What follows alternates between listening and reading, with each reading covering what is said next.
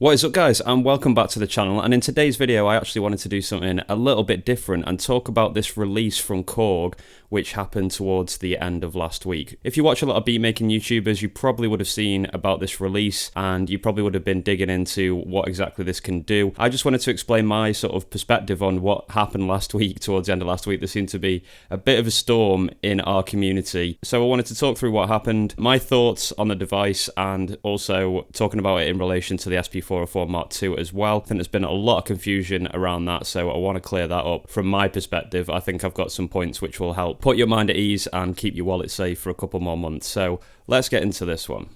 So if you didn't pick up on this last week, Korg released a brand new product called the Chaos Replay, and straight away, looking at the form factor, this had me personally completely fooled. I was so excited when I saw this. I jumped straight to the Korg website, stopped everything I was doing because I just wanted to find out more about this.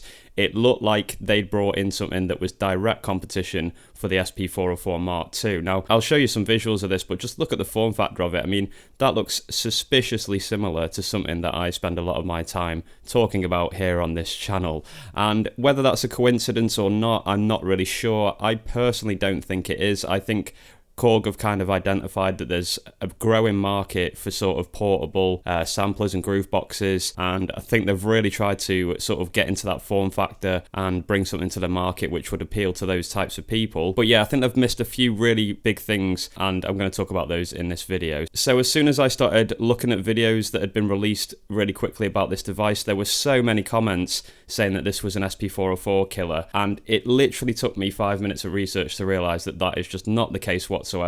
And there's two reasons for that, really. The big main one, which I found out within about 10-15 minutes of research, is it doesn't have a sequencer, so it isn't really appealing to beatmakers in general, really. It has got the option to sample and resample with effects, but that's not enough, really. If you're looking to make beats on a device, you absolutely have to have a pattern sequencer, I think. I certainly would absolutely want one if I was going to consider buying a device for making beats. You know, I have made beats using resample in the past and made beats that haven't used the pattern sequencer on the SP404 SX, but now all the beats that I make on the SP404-MK2 are in the pattern sequencer, so that's an absolutely must-have for me, and I'm sure it's the same for a lot of you guys out there as well. Looking at a device that hasn't got a sequencer, it's just really doesn't feel like it's aimed to this sort of community. Secondly as well, I mean, look at the price point of the thing. It's nearly twice the price. I think it may be twice the price of the SP404-MK2, and to me that just means it's not even in the same ballpark. I mean, you know, if you're looking at a device which is that much more expensive, it's not really the same market. They're not trying to appeal to the same people, I don't think. And if they are, well, I think they've made a very, very big mistake, because that is one hell of a lot of money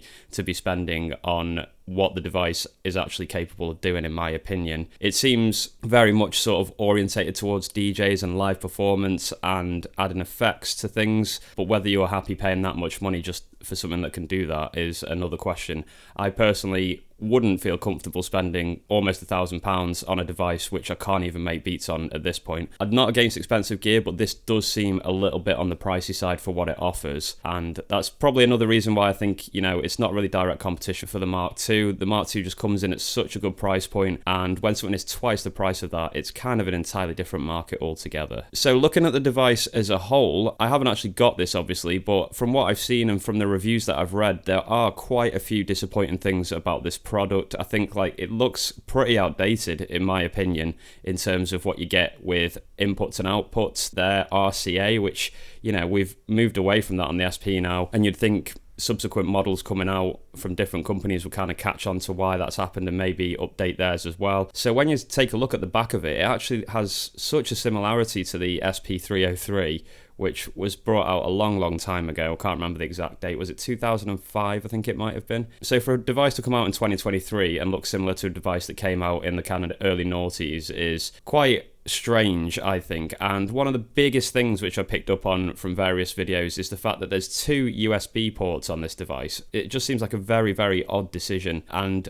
when I looked into that, one of them is for data transfer and the other one is for power. So I think that's really, really out of date. I mean, that seems so bizarre that you'd go about doing things that way, especially when you look at something like the SP404-MK2 that have managed to integrate USB-C really, really nicely, and we've got upgrades on the imports and the MIDI inputs as well, and we're not seeing seeing that with this Korg product. So despite all that, it really does look like it's not aimed for the beat making community, and I think Korg have missed a real trick there. It could have just been developed that little bit further, and I would have been a lot more interested if it had a sequencer. I would have been thinking, how could I get £1,000 together to try this thing out? I mean, it looks really interesting in terms of the form factor. It's very similar to the SP. If it had similar features and it had a sequencer, I would have been a lot more interested in purchasing it. I mean, to be honest, I probably would have asked Korg if they would have sent me one so I could try it, because it seems like something that would appeal to you guys that watch my videos and to other beat makers out there. So I really do think they've missed a trick with that feature, but I think it is just something that's aimed more at sort of DJing and live performance. I think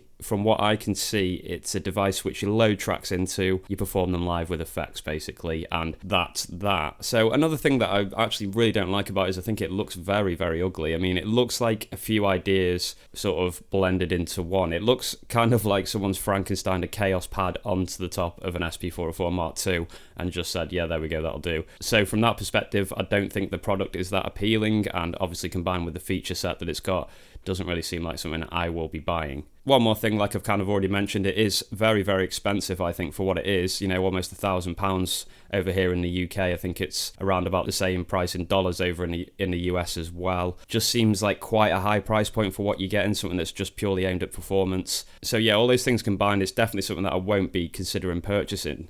But it was just really frustrating because when I saw the form factor, I finally thought someone was bringing out some stiff competition for the 404 Mark II.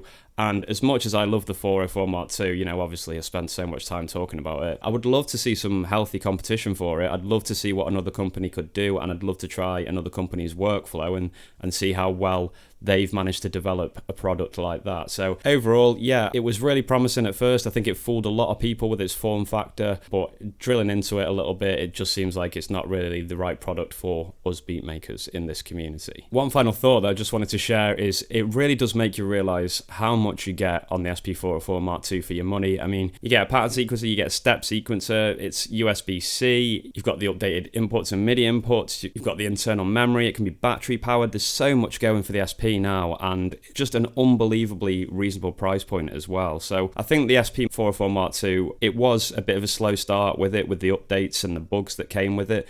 But now that they're slowly getting ironed out, it really is turning into one hell of a machine for the money that you're paying for it. You know, almost $500 on Amazon they are at the moment. Check out the links in my description if you want to peep those. I think at the moment there's only one left in stock on Amazon. I checked yesterday. So if you are keen to get one, check that link and grab it quick because it looks like they're about to go out of stock. So I'd love to hear your thoughts on this one, guys. I certainly don't think that this is an SP404 killer like so many people were commenting on these early videos. I don't really understand why those kind of comments were coming out. After a little bit of research, it was quite easy to see that this device just isn't really positioned as a beat making tool. It's more of a performance tool. So the comparisons really don't work at all. And to be honest, I think if a company develops something that is direct competition for the SP in that specific form factor, I know it's close with the MPC-1, but I'm talking this really sort of small form factor. I think it's going to be so difficult to replace the SP404 Mark II or kill it, as everyone's saying. It's just such a well-made and developed product, and I know that there was a lot of teething problems at the start of the process of this being released, but I think Roland has really listened to the community and really sort of listened to what we needed. I think it's really impressive, and I think it can only get better once a few final bugs are kind of ironed out. For me personally, and I'm sure a lot of you out there, it's a near-perfect device for what we want in terms of a beat making experience, but with some limitations which don't make it completely overwhelming. I just think it's an amazing product. So yeah, maybe this is a great product for people that are performing, but for me, this isn't one for the beat making community. It's certainly not going to topple the Mark II, and I definitely can't see myself purchasing this one. Leave it in the comments below. What do you reckon to this Korg release? I'm looking forward to hearing your feedback. I know this video was a little bit later than everyone else, but I still thought it was important to put this out. Keep making beats, guys, and I will catch you all in my next upload very soon.